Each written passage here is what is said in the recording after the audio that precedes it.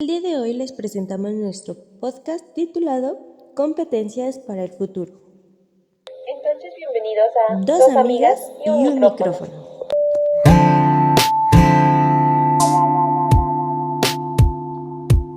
El día de hoy vamos a explorar teorías curriculares relevantes para la educación moderna. Yo soy Joe. Yo soy Liz. Hoy discutiremos el enfoque por competencias y por qué es crucial en la formación de estudiantes en el siglo XXI. Comenzaremos definiendo el enfoque por competencias.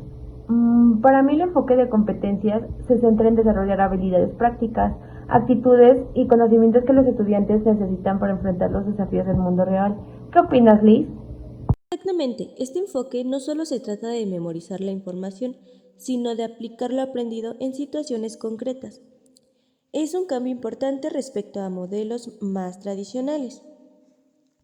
Para profundizar en este tema, vamos a darnos la oportunidad de entrevistarnos. Dime, para ti, Joe, ¿qué es el enfoque por competencias? Para mí el enfoque de competencias es relevante porque prepara a los estudiantes para un entorno laboral en constante cambio, fomenta el aprendizaje activo y la colaboración, también habilidades esenciales en cualquier profesión. Pues es interesante cómo nos estás mencionando el aprendizaje activo.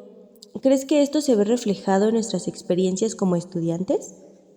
Claro, definitivamente. En mis clases he notado que los proyectos colaborativos nos ayudan a desarrollar no solo contenido, sino también habilidades interpersonales.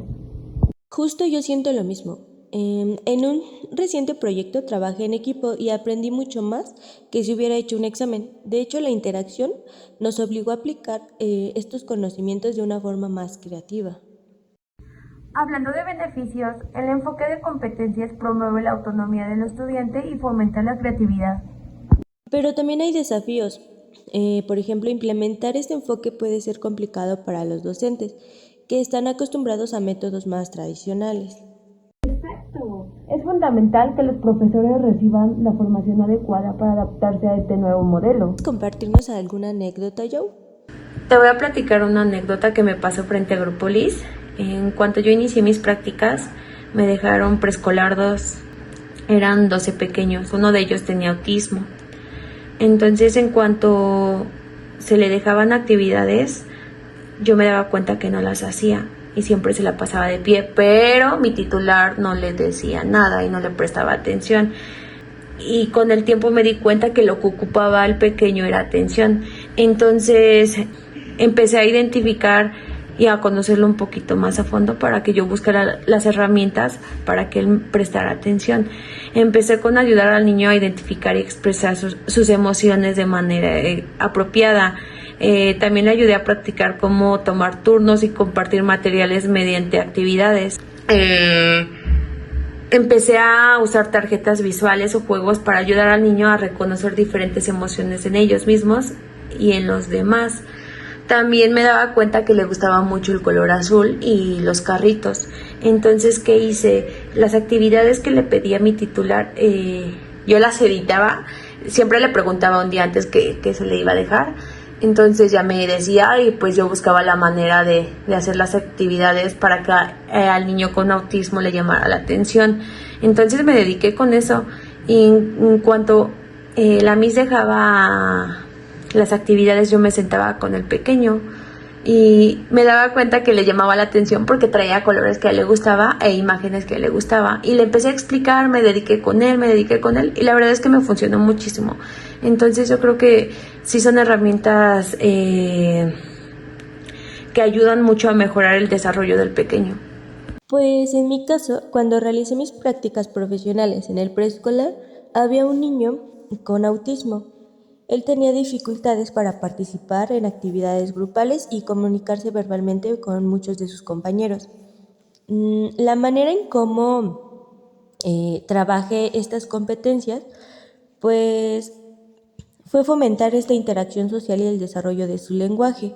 Utilicé competencias como la competencia social y la competencia emocional, ya que la competencia social pues fue ir fomentando su participación activa e interacción con sus compañeros, y la emocional pues fue pues ayudar al niño a reconocer y gestionar sus emociones en el contexto escolar. Por ejemplo, todo esto fue un proceso que llevamos a cabo en ayuda de mi titular. Empecé observándolo para ir identificando cuáles eran sus habilidades y también cuáles eran sus áreas de oportunidad. Noté, por ejemplo, la dificultad que él tenía y ver cómo respondía a estímulos visuales y auditivos que ya él tenía o que ya la maestra pues le estaba proporcionando. En base a eso y a la información que yo obtuve y que me dieron, pues fue diseñar actividades personalizadas para él, que le ayudaran obviamente a su ritmo, como los pictogramas, instrucciones, juegos de roles grupales, y todo esto pues fue en conjunto con las maestras. Ayudemos, por ejemplo, en cuanto a la comunicación y el lenguaje, dimos actividades que fueran visuales, actividades donde él participara en grupo para que también le ayudara a expresarse, a dar su opinión, le hacíamos preguntas para que él empezara a comunicarse más y a expresarse. Hubo una interacción social también, empezamos a hacer el uso de juegos con turnos, que eso ayudó mucho a su expresión, a relacionarse con sus compañeros, a tener amigos, y todo esto también pues fue una autorregulación emocional para él, ya que también debido a el autismo pues tenía situaciones que lo alteraban. Entonces el control de sus emociones no era muy favorable, o en ocasiones pues él se exaltaba, él pegaba, él mordía, y para que no sucediera más esto, empezamos a crear como un espacio donde él no pudiera abrumarse.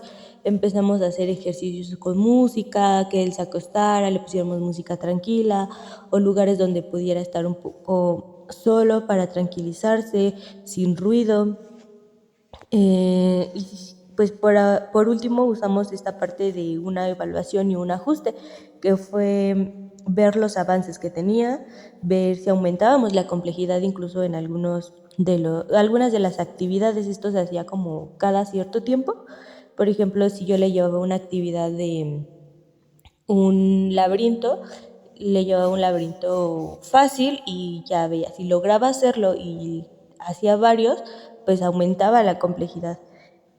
También, por ejemplo, hicimos el ajuste, ver qué quitábamos, qué no quitábamos, qué sí estaba funcionando y qué no estaba funcionando.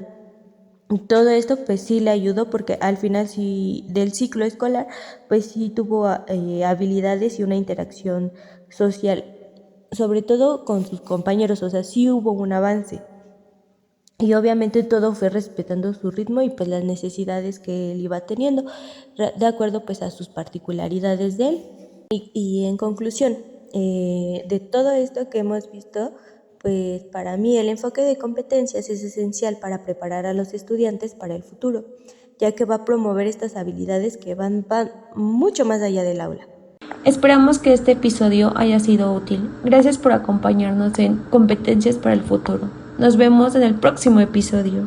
Gracias por acompañarnos a nuestro podcast Dos amigas y un micrófono.